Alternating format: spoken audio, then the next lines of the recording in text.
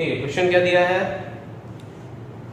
A body of mass 2 kg is rotating in a horizontal circular path by a string. If breaking strength of string is 100 Newton, then find the maximum speed with which it can rotate. वो maximum speed क्या होगी जिससे ये rotate कर सकता होगा? Find the maximum with speed with which it can rotate. तो सीधी सी बात है, यहां ध्यान रखिए, कभी भी कोई सर्कुलर मोशन अगर होगा तो without centripetal force it is not possible to have a circular motion. ठीक है, अगर सेंट्रीपिटल फोर्स नहीं है तो उसके बिना सर्कुलर मोशन पॉसिबल नहीं हो सकता। तो हम क्या बोलेंगे? When object starts moving in circular path, then tension force will provide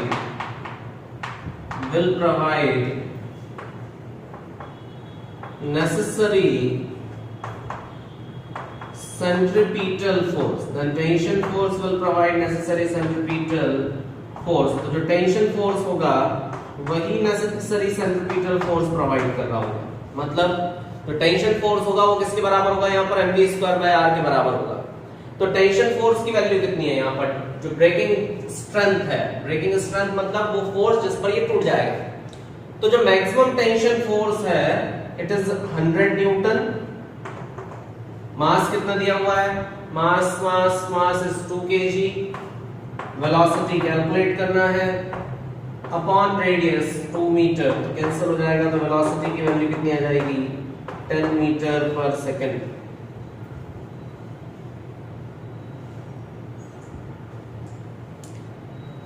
चलिए एक क्वेश्चन देखते हैं फिर आगे बढ़ेंगे। A conical pendulum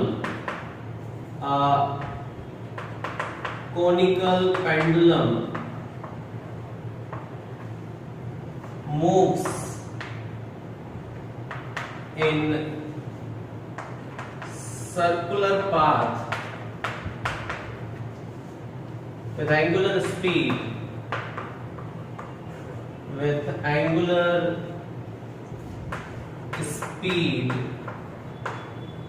omega. A conical pendulum moves in the circular path with angular speed omega.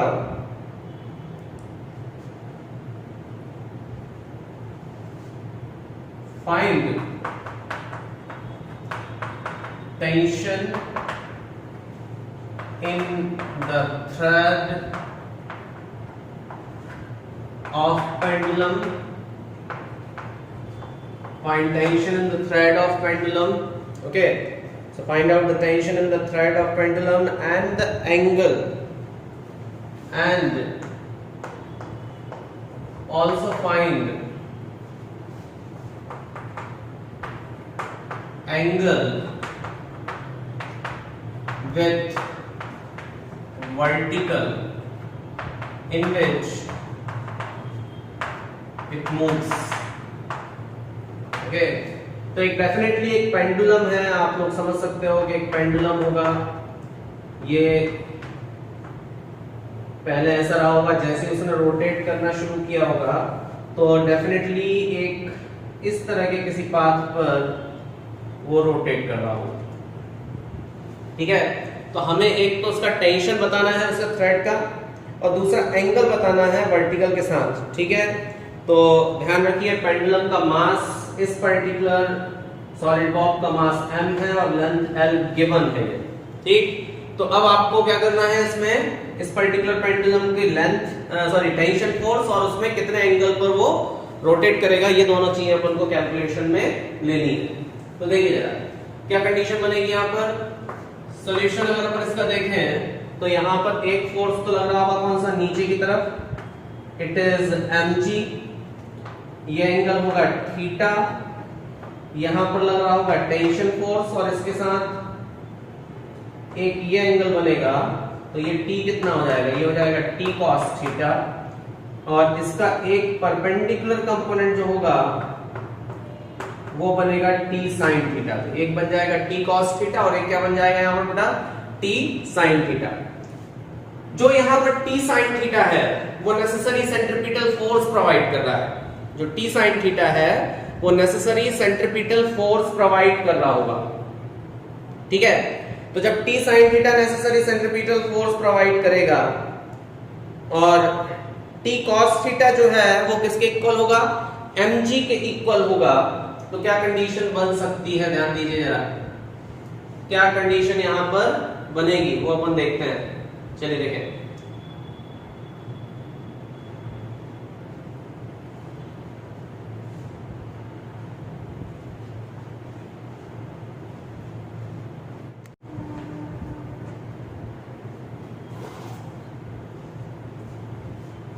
हाँ,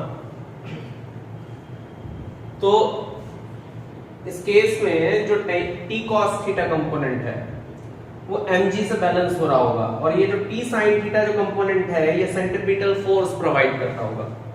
मान लेते हैं कि इस पर्टिकुलर पाथ की जो सर्कुलर पाथ है इसकी रेडियस r है, तो हम यहां लिख सकते हैं here T cos theta component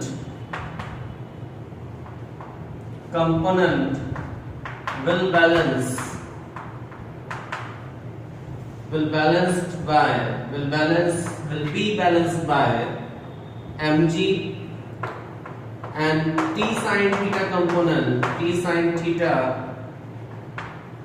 component will provide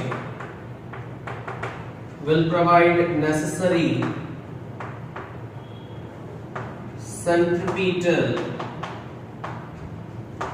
force, okay, will provide necessary centripetal force। तो जो t sin थीटा कंपोनेंट है वो किसके बराबर होगा, ध्यान रखिएगा, ये एक डेफिनेट एंगुलर वेलोसिटी ओमेगा से रोटेट कर रहा है, ठीक है ना। तो डेफिनेट एंगुलर वेलोसिटी ओमेगा से अगर ये रोटेट कर रहा है तो इस कंडीशन में एक फार्मूला आपको ध्यान हो, तो सेंट्रीपिटल फोर्स क्या होता है, m ओमेगा स्क्वायर r, ये होता है ना m ओमेगा स्क्वायर r। अब r की वैल्यू तो नहीं गिवन, तो आपको r निकालना पड़ेगा। तो r निकालने के लिए बेहतर होगा आप sin थीटा का यूज करो। sin थीटा कितना हो जाएगा, r अपॉन l, ठीक है, r अपॉन l इस एंगल से, तो जो l जो सॉरी r अपॉन l, ठीक है r अपॉन l, तो यहां पर जो r आएगा वो l sin थीटा हो जाएगा, ठीक है। तो यहां पर हम लिख सकते हैं t sin theta is equal to m omega square और r की जगह अगर हम लिखेंगे तो कितना लिखेंगे, l sin theta. sin theta से sin थीटा की वैल्यू कैंसिल होगी, टेंशन फोर्स की वैल्यू आ जाएगी m ओमेगा स्क्वायर l, ठीक है। टेंशन फोर्स की वैल्यू जो आएगी वो कितनी आएगी, m ओमेगा स्क्वायर l। अच्छा, फिर हमें क्या निकालना है इस केस में, हमें ये निकालना है किस एंगल पर घूम रहा होगा अगर वो एंगुलर वेलोसिटी ओमेगा से रोटेट करता है। तो कौन से एंगल से घूम रहा होगा हम इसमें निकाल सकते हैं, या तो आप चाहो तो टी cos थीटा की वैल्यू mg की इक्विवेलेंट कर दो, cos थीटा की वैल्यू भी निकाल सकते हो, sin थीटा भी निकाल सकते हो, tan थीटा भी निकाल सकते हो। Since t cos theta is equal to mg और t की वैल्यू अभी अपन ने यहां पर निकाली है, तो t की वैल्यू कितने लिख सकते हैं, m omega square l is equal to m omega square l cos theta is equal to mg। m से जो m की वैल्यू कैंसिल होगी तो जो cos थीटा की वैल्यू आ जाएगी it is g by omega square l। cos theta की value जो आएगी वो कितनी आएगी, g by omega square l, ठीक है। तो ये इसका एक्सप्रेशन बनेगा।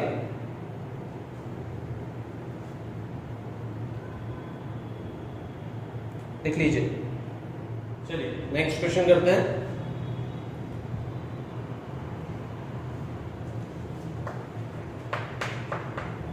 Two balls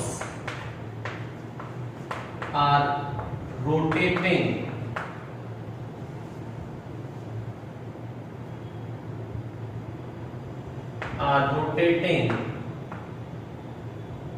about a common axis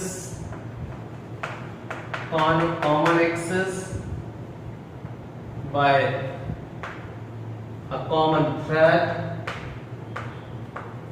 common thread, rotating by a common axis by a common thread, and the angular speed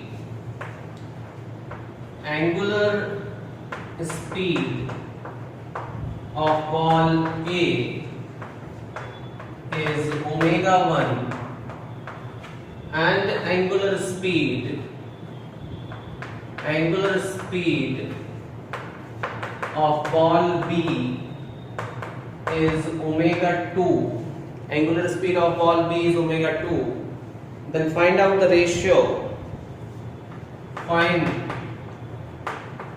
out the ratio of masses.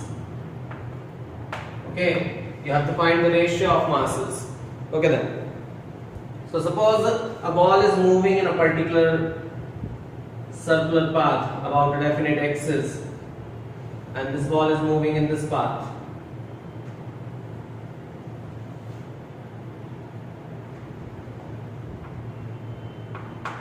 Okay, so if this ball is moving in this circular path and another ball is moving in this circular path, and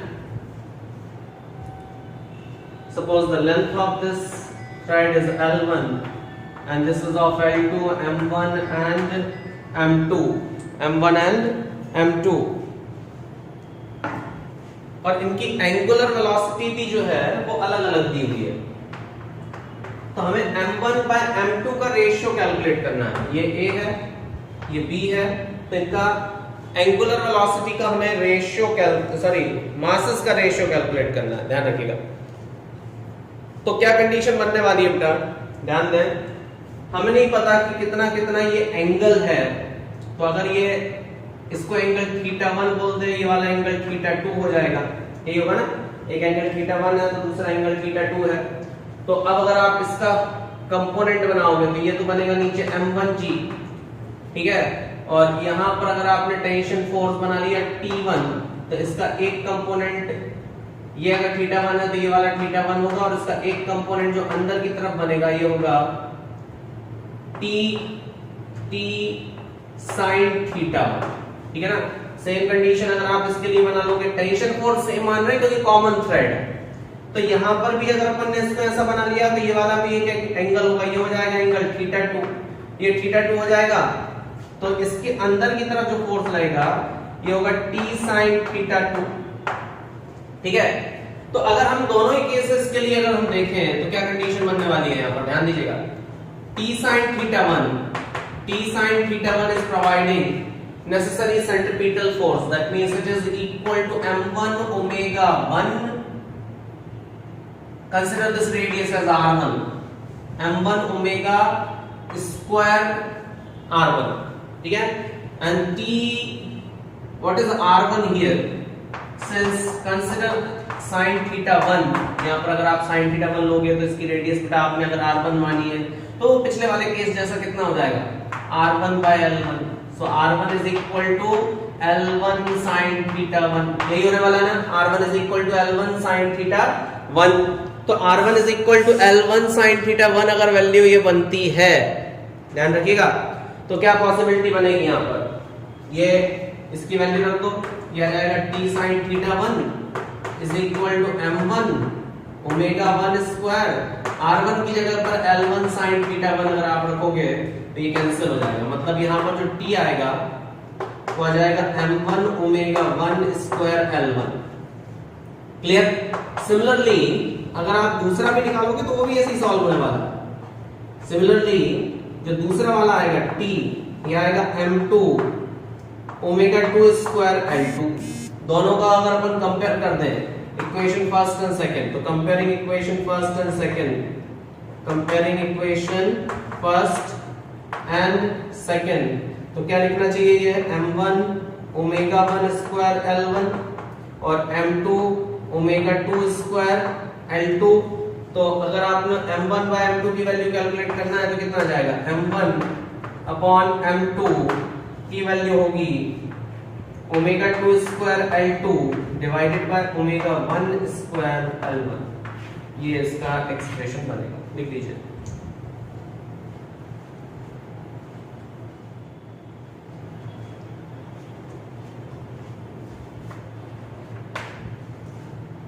okay, next question. Two balls are rotating in a horizontal circle with angular speed omega. Okay, two balls are rotating in a horizontal, it is complete horizontal circle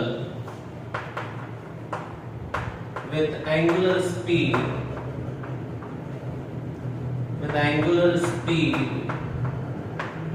omega.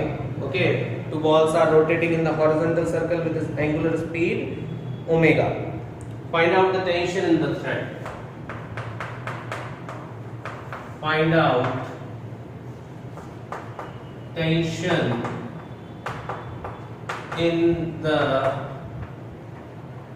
thread. Clear? So you have to find the tension in the thread. तो tension कितना होगा वो आपको निकालना पड़ेगा। दो अलग अलग रस्सियां हैं तो दोनों पर टेंशन फोर्स की वैल्यू अपन को अलग अलग बनाना चाहिए।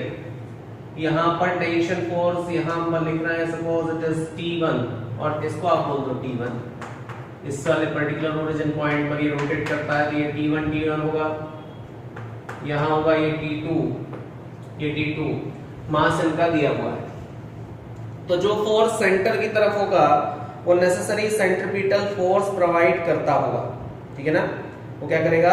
नेसेसरी सेंट्रीपिटल फोर्स प्रोवाइड करेगा। तो हम यहाँ पर क्या लिख सकते हैं, जो M1 बॉल है तो हम मान रहे हैं M1 बॉल पर जो होगा, सो फॉर बॉल M1 और बॉल ऑफ मास M1, तो M1 पर अंदर की तरफ जो फोर्स है वो कितना है T1, बाहर की तरफ मान लो कितना हो गया T2। ये T1 माइनस T2 जो होगा वो सेंटर की तरफ सेंट्रीपिटल फोर्स प्रोवाइड कर रहा होगा and it is equal to omega M1 omega square L, ये दूरी। और for ball of mass M2, अगर M2 के लिए लिखोगे तो अंदर की तरफ जो फोर्स लग रहा है वो T2 अकेला है and it is equal to M2 omega square twice of L, यही होगा ना, M2 omega square twice of L। तो ये तो सीधी सी बात है कि वो जो हो गया वो twice of L हो गया। तो ये वाला टेंशन फोर्स उस वाले थ्रेड पर जो होगा वो टेंशन फोर्स हो जाएगा। फ्रॉम इक्वेशन फर्स्ट T2 की वैल्यू रख दो, कितना हो जाएगा T1 minus T2 is equal to कितना था M1 ओमेगा स्क्वायर L। इसको इस तरफ ले जाओगे तो ये प्लस हो जाएगा, तो M1 omega square L plus T2, और T2 की वैल्यू कितनी है 2M2 ओमेगा स्क्वायर L। चाहो तो आप इसको ऐसा भी लिख सकते हो T1, ये तो आपके पास T2 निकल ही आया था, और T1 की वैल्यू कितनी लिख सकते हो omega square L M1 plus 2M2, ठीक है। लिखिए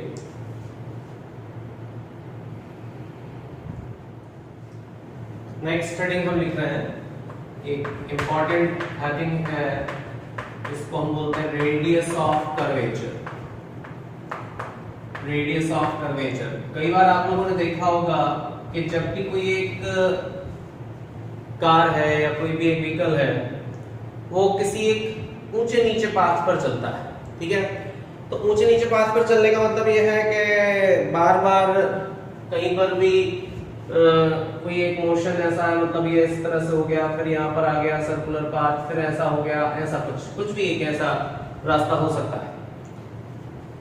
तो उस कंडीशन में जब भी कोई एक ऑब्जेक्ट, अगर मान लो suppose it is moving from this point और it is moving at this point, तो इस कंडीशन में हर जगह पर एक रेडियस ऑफ कर्वेचर बनता है। मतलब अगर हम यहां पर बोले तो इस कंडीशन में इस पर्टिकुलर पाथ का जो रेडियस ऑफ कर्वेचर होगा वो कुछ ये यहां पर ऐसा एक सर्कल जैसा बनता होगा, तो इसकी रेडियस यहां पर आती होगी। तो इस कंडीशन में अगर ऑब्जेक्ट यहां इस पॉइंट ए पर है तो उस कंडीशन में उसको ये सेंटर की तरफ से रिएक्शन फोर्स बनता होगा, मतलब सेंट्रीपिटल फोर्स इस पर मिलता होगा। अगर ऑब्जेक्ट यहां पर है तो डेफिनेटली यहां पर एक सर्कुलर पाथ जैसा अगर अपन ड्रॉ कर दें तो ये एक सर्कल जैसा बन रहा है और इसके लिए यहां से सेंट्रीपिटल फोर्स मिलेगा। अगर ऑब्जेक्ट यहां पर कहीं पर है तो डेफिनेटली ये एक सर्कल बनता हुआ दिखाई दे रहा है जिसकी रेडियस यहां इसके सेंटर से बन रही होगी। तो अगर कभी भी एक ऑब्जेक्ट जो है इस तरह के किसी सर्कुलर पाथ पर मूव कर रहा है, अगर अपन इस वाली एक्सिस को x और y एक्सिस में अगर बना दें तो x और y एक्सिस दोनों वेरी कर रही होती है, ठीक है ना। x और y एक्सिस दोनों ही क्या कर रही होती हैं, वेरी कर रही होती है। तो इस केस में हमें नॉर्मल रिएक्शन जो होगा वो सेंट्रीपिटल फोर्स डेफिनेटली प्रोवाइड कर रहा होगा, या फिर जो भी रिएक्शन होगा, जो भी फोर्स सेंटर की तरफ लग रहा होगा वो सेंट्रीपिटल फोर्स प्रोवाइड करेगा, ठीक है ना। तो कोई भी कर्व पाथ अगर है, ठीक, तो कोई भी कर्व पाथ जो है, any circular path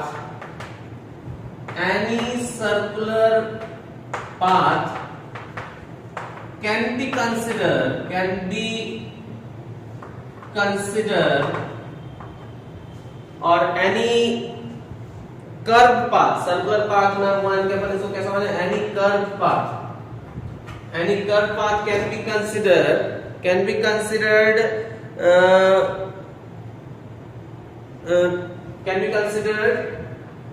to be made up of infinite circle।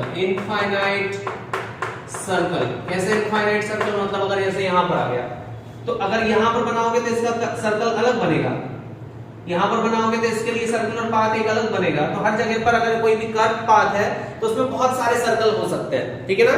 Can be considered of infinite circle.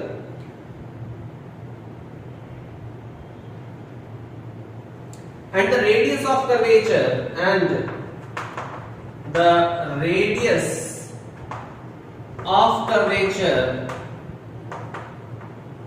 is the radius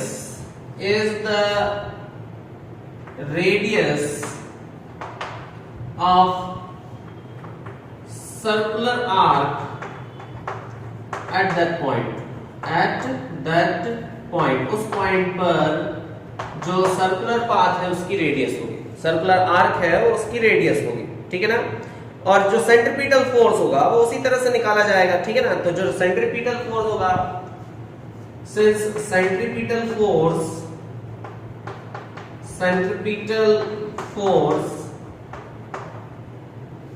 can be calculated. तो अगर आप सेंट्रीपिटल फोर्स निकालने वाले हो तो सेंट्रीपिटल फोर्स क्या होगा, ये होगा mv²/r।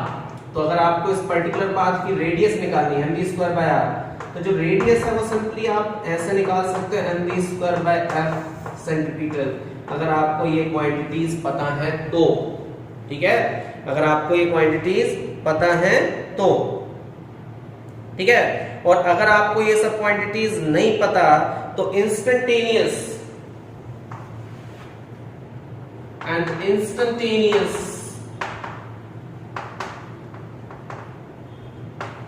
radius of circular arc on xy axis और xy plane, अगर आप xy प्लेन पर कहीं पर भी रेडियस निकालना चाहते हो सर्कुलर आर्क की, तो बेटा आप उसके लिए फॉर्मूला दिमाग में बैठा लो कि अगर अपन को कहीं पर भी अगर हमें क्या निकालना है, रेडियस निकालना है सर्कुलर आर्क की, तो हम जो निकालेंगे वो निकालेंगे 1 + dy/dx whole square to the power 3/2। ये आपको फॉर्मूला यूज करना है, 1 + dy/dx का होल स्क्वायर, मतलब डिफरेंशियल फॉर्म y का, उसका square to the power 3/2 divided by second order derivative, that means d²y upon dx²। ये आप फॉर्मूला यूज करोगे तो किसी भी इंस्टेंट पर उस पर्टिकुलर सर्कुलर पाथ की रेडियस ऑफ कर्वेचर निकाल सकते हो। मैथमेटिकल डेरिवेशन है, अपन को उसमें नहीं उलझना, आपको ध्यान रखना है किस तरह से इसको निकाला जा सकता है। क्लियर, लिख लीजिए।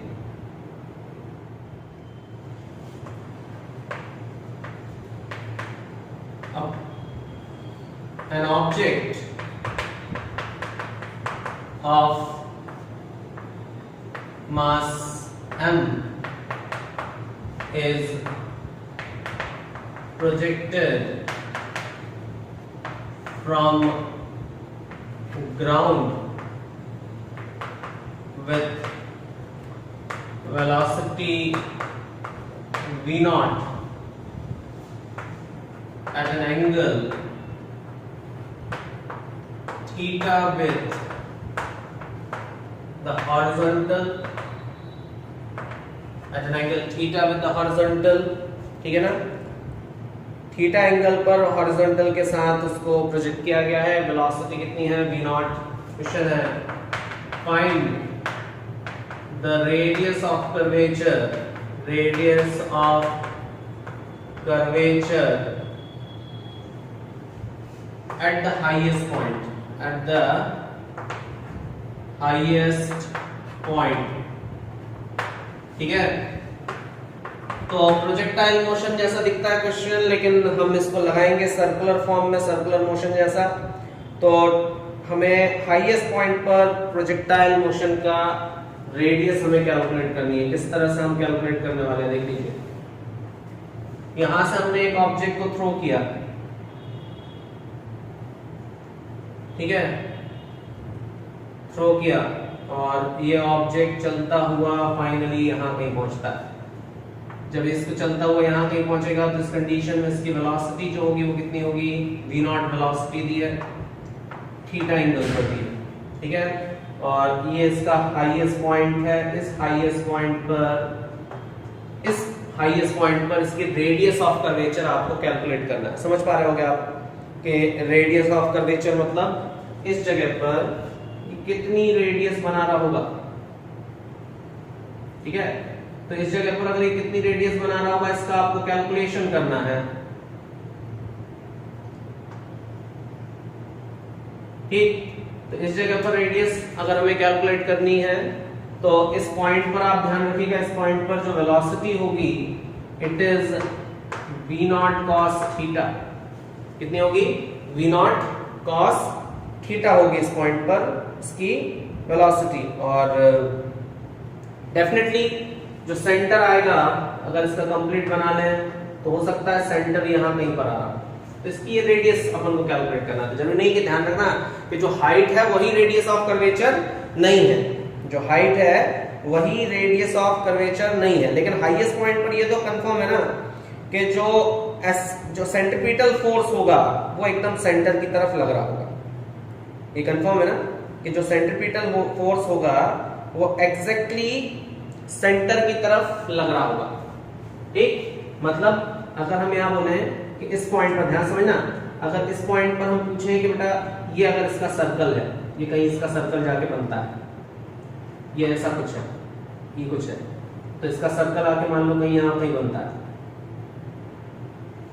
ठीक। तो अब अगर अपन ये बोले क्योंकि यहां पर आके ऑब्जेक्ट जो है वो एक प्रकार से सर्कुलर पाथ, इस इंस्टेंट पर तो इसका मोशन सर्कुलर है ना, क्योंकि इस जगह पर वेलोसिटी की डायरेक्शन ये है और जो एक्सेलरेशन जो ड्यू टू ग्रेविटी है वो इसके परपेंडिकुलर है। तो ये वेलोसिटी, एक्चुअल वेलोसिटी और एक्सेलरेशन ड्यू टू ग्रेविटी ये परपेंडिकुलर, तो यहां पर एक सर्कुलर पाथ हम बना सकते हैं। तो यहां पर जो g है वो सेंट्रीपिटल एक्सेलरेशन प्रोवाइड कर रहा होगा, ठीक है ना। जो g है वो यहां पर सेंट्रीपिटल एक्सेलरेशन प्रोवाइड करेगा डेफिनेटली। तो चलो देखते हैं, यहां लिख सकते हैं eight highest point small g provides necessary centripetal force, centripetal acceleration, ठीक है। और सेंट्रीपिटल एक्सेलरेशन का फार्मूला क्या होता है भैया, सेंट्रीपिटल एक्सेलरेशन नॉर्मल भी बोल सकते हैं इसको, नॉर्मल मतलब क्योंकि हमेशा परपेंडिकुलर रहता है उस जगह पे। तो ऐसे इसका फार्मूला होता है v²/r, लेकिन v जो है वहां पर है कितना, it is v not cos theta का होल स्क्वायर, यही एक्चुअल वेलोसिटी हाईएस्ट पॉइंट पर, डिवाइडेड बाय आर, ये हो जाएगा v नॉट cos थीटा, यहां पर डिवाइडेड बाय आर की वैल्यू हम यहां पर रख सकते हैं। चलो ठीक है, तो इस केस में अगर अपन को ये वैल्यू निकल रही है, अगर ये वाली वैल्यू हमारे पास बनती है, तो हमें तो रेडियस की वैल्यू कैलकुलेट करनी है। वैसे तो इसका आंसर रेडियस यहीं से निकल गया कि जो रेडियस है वो कितना हो गया, ये हो जाएगा v not square cos square theta divided by normal acceleration. लेकिन ये नॉर्मल एक्सेलरेशन है क्या, यहाँ पर g है, तो किस्मत से अपने पास सभी चीजें यहाँ पर ऐसे दी हैं, तो आप इसको डायरेक्ट निकाल सकते हो, ये g, ये तो इसकी रेडियस आ जाएगी। ठीक है, ये रेंज नहीं है, ध्यान रखना भैया, ये रेडियस है, स्मॉल r है, ठीक है ना, नहीं तो रेंज से कंफ्यूजन हो जाए। तो ये इसका आंसर है, ये रेडियस ऑफ कर्वेचर है। लेकिन दूसरा मेथड भी है, उससे अपन निकालेंगे, लिख लीजिए जल्दी से इसको।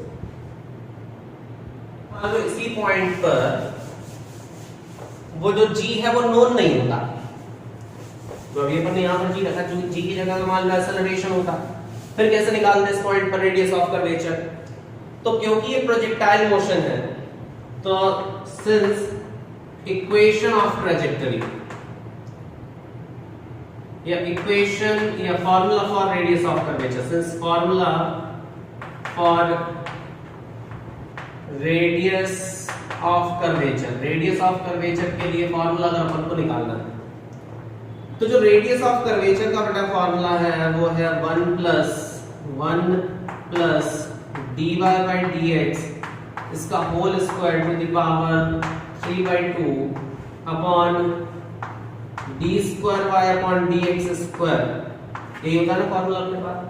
तो अब अगर आपके पास ये वाला फॉर्मूला है, तो आप dy by dx और d square y upon dx square की वैल्यू यहां पर रखनी पड़ेगी। हम यहां पर लिखे since equation of trajectory, equation of trajectory, अगर इक्वेशन ऑफ ट्रैजेक्टरी अपन ने लिखी तो हमें पता है वो होता था y is equal to tan theta x minus gx square upon 2u square और 2v naught u लिखा था अंदर 2v naught square cos square theta, यही होता था ना। तो अब अगर अपन इसमें बेटा क्या निकाले, इस पर्टिकुलर इक्वेशन के लिए हम क्या निकालते हैं, इसमें एक तो निकाले dy by dx और दूसरा निकाले d square x upon d square y upon dx square. मतलब इस y का एक बार तो अपन डिफरेंशियल करें x के रिस्पेक्ट में और दूसरी बार एक बार और डिफरेंशियल करें x के रिस्पेक्ट में, तो क्या लिखेंगे, therefore dy by dx मतलब इस पूरी इक्वेशन को x के रिस्पेक्ट में डिफरेंशिएट कर दिया तो tan थीटा तो कांस्टेंट हो गया, x का डिफरेंशियल हो जाएगा 1, तो कितना बचेगा, केवल tan थीटा। और इस x स्क्वायर का डिफरेंशियल कर दिया तो कितना लिखोगे, 2gx upon 2v not square cos square theta, ये हमारे पास dy by dx आ गया। अच्छा एक चीज और ध्यान रखो, हाईएस्ट पॉइंट पर, प्रोजेक्टाइल के हाईएस्ट पॉइंट पर, अच्छा dy by dx होता क्या है, dy by dx को हम बोलते हैं स्लोप, ध्यान है, dy by dx को क्या बोलते हैं, स्लोप। तो हाईएस्ट पॉइंट पर जो स्लोप होता है, इस पॉइंट पर वो कितना होता है, tan थीटा की वैल्यू इस पॉइंट पर कितनी होती है, 0 होती है। टोटल वैल्यू किसके बराबर है, मतलब अगर आपने dy by dx की वैल्यू यहां रखी तो क्या रखोगे, 0 रखोगे। वो तो वैसे भी लिख सकते थे, हमने जबरदस्ती कर लिया, जबरदस्ती नहीं, अपन एक बार और डिफरेंशिएट करने वाले हैं। Now second order differential, second order differential अगर आप लिखोगे तो d square y upon dx square लिखोगे ना, और d square y upon dx square का मतलब है आपको फिर से डिफरेंशिएट करना है। तो फिर से डिफरेंशिएट करना मतलब tan थीटा तो कांस्टेंट है, वैल्यू है, इसका हो जाएगा 0, माइनस साइन लगा हुआ है, x का हो जाएगा 1, तो क्या बचेगा केवल बेटा 2g upon 2v not square cos square theta, 2 से 2 कैंसिल, तो आपके पास क्या बच रहा है ultimately, d square y upon dx square की वैल्यू जो आ रही है वो आ रही है minus of g upon v not square cos square theta, ठीक है, g upon v not square cos square theta. चलिए अच्छी बात है। अब इस पूरी वैल्यू को इस इक्वेशन में रख देते हैं, तो putting value in equation first, putting value in formula, in formula, तो फॉर्मूला में अपन ने वैल्यू रखी तो रेडियस रखा, रेडियस ऑफ कर्वेचर निकाल रहे थे। तो अपन को पता है ना क्या हुआ, 1 + 0 हो गया ये तो, to the power 3/2 divided by d2y/dx² की जगह कितना लिखोगे, d2y/dx² की जगह कितना लिखोगे, ये लिखोगे माइनस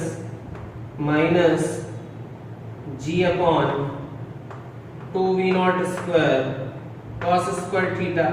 मतलब 2v0² cos स्क्वायर थीटा अगर आप लिख रहे हो, 2v0² cos स्क्वायर थीटा अगर आप लिख रहे हो उसका, और इसको जब आप सॉल्व कर रहे हो तो उसकी वैल्यू अल्टीमेटली आंसर उसका वही का वही आएगा जो पहले आया था, है ना, आंसर का वही आ जाएगा।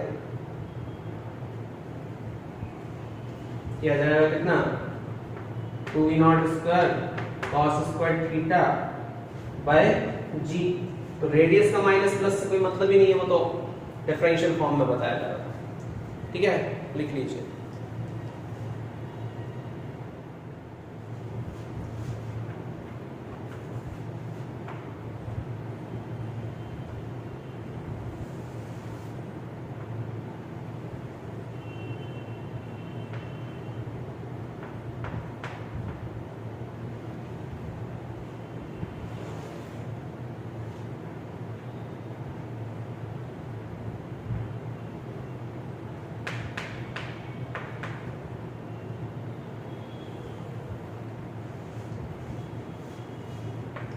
क्वेश्चन है, a stone is thrown from the top of the tower horizontally. Okay, a stone is thrown from the top of the tower horizontally with velocity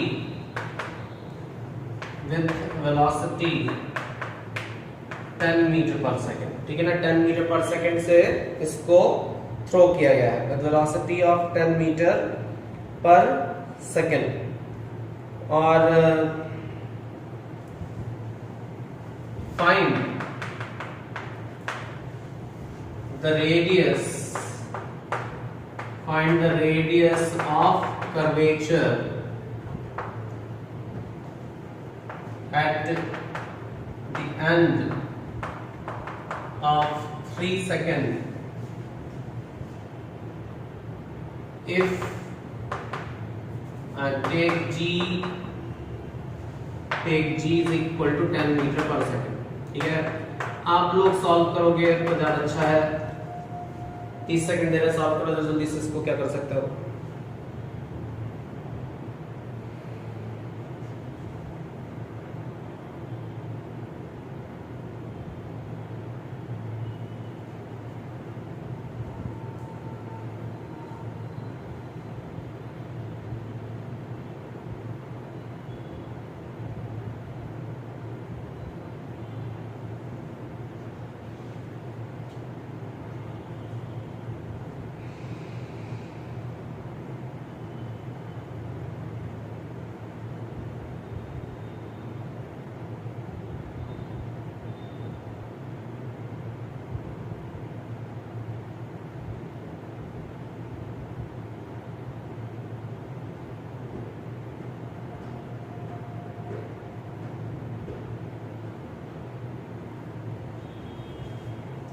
चलिए देखते हैं। Since equation of trajectory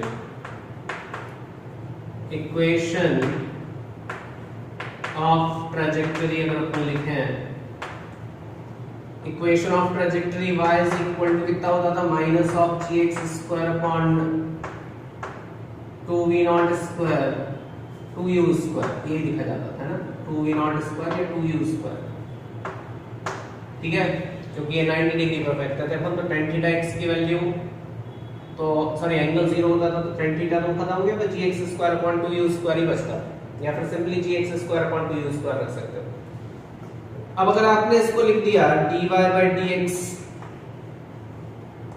तो जब dy/dx simple ऐसे लिखा रहता है, dy/dx अगर आप लिखोगे तो इसको क्या लिखोगे, twice of gx upon 2u², sorry upon हाँ अपॉन 2u², तो ये तो कैंसिल हो जाएगा। और g की वैल्यू रखोगे 10x, x की वैल्यू, सही बात है, x की वैल्यू गिवन नहीं है शायद, है ना, तो x की वैल्यू क्या रखी जाएगी, x² के लिए x नहीं पता तो x हॉरिजॉन्टल डिस्टेंस है, तो सिंस x कितना है, x होता है हॉरिजॉन्टल वेलोसिटी इनटू टाइम, तो हॉरिजॉन्टल वेलोसिटी कितनी है 10 और टाइम कितना दिया 3 सेकंड के लिए, तो ये हो जाएगा 30 मीटर।